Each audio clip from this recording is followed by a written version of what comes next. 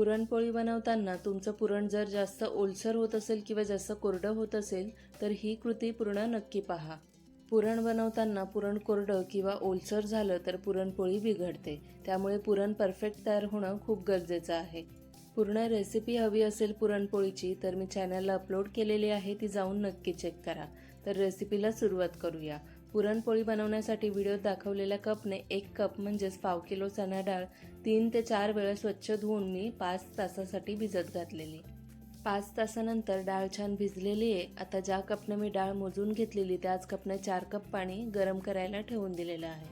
पाण्याला उकळी आली की त्यात 1 चमचा तेल आणि 1 छोटा चमचा हळदी पावडर घालायची आणि भिजवलेली डाळ घालायची.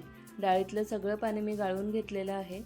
डाळ मिक्स करून घ्यायची आणि पुन्हा एकदा उकळी काढून घ्यायची. उकळी आली की त्यावर 1 ताट झाकण द्यायचं आणि 2 कप पाणी घालून बारीक गॅसवर ही डाळ शिजवून घ्यायची. 10 मिनिट नंतर मी झाकण काढलेलं आहे आणि वर डाळीचा जो फेसाळ पदार्थ दिसतोय तो जमेल तितका काढून घ्यायचा. त्यानंतर ही डाळ पाहू शकता तुटते पण मॅश होत नाहीये. पुन्हा झाकण ठेवून जोपर्यंत एकदम मऊ डाळ शिजत नाही तोपर्यंत शिजवून घ्यायची. तर अधूनमधून ताटावरचं पाणी आटलं तर त्यावर पाणी घालायचं आणि जर तुम्हाला कटाची आमटी बनवायची असेल तर अधूनमधून ताटावरचं गरम पाणी या डाळीमध्ये घालत राहायचं. जर आमटी नको असेल तर मग एक्स्ट्राचं पाणी घालायचं नाही, गरज वाटली तरच घालायचं.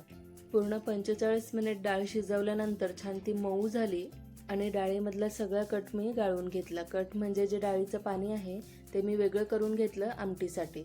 आता गरम गरम असतानाच ही डाळ ग्लासच्या मदतीने या चाळणीमधून अशी चाळून घ्यायची व्हिडिओत दाखवल्याप्रमाणे. तर पाहू शकता तुम्ही बिलकुलही ओलसर डाळ झालेली नाहीये किंवा कोरडी झालेली नाहीये.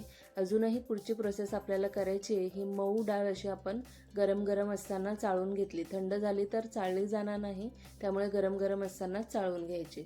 आता गॅसवर जाड तळाची कढई घातली, त्यात चाळून घेतलेलं पुरण घातलं. त्यासोबतच ज्या कपने 1 कप डाळ मी मोजून घेतलेली त्याच कपने 1 कपने अर्धा कप साखर आणि अर्धा कप बारीक चिरलेलं गूळ घातलंय.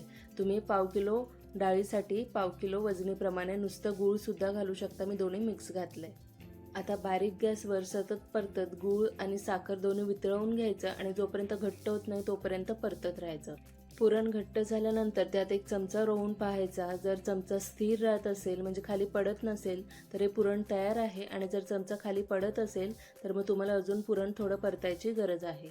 शेवटला 1 छोटा चमचा वेलची आणि जायफळ पूड घालायचं, मिक्स करायचं, पुरण तयार.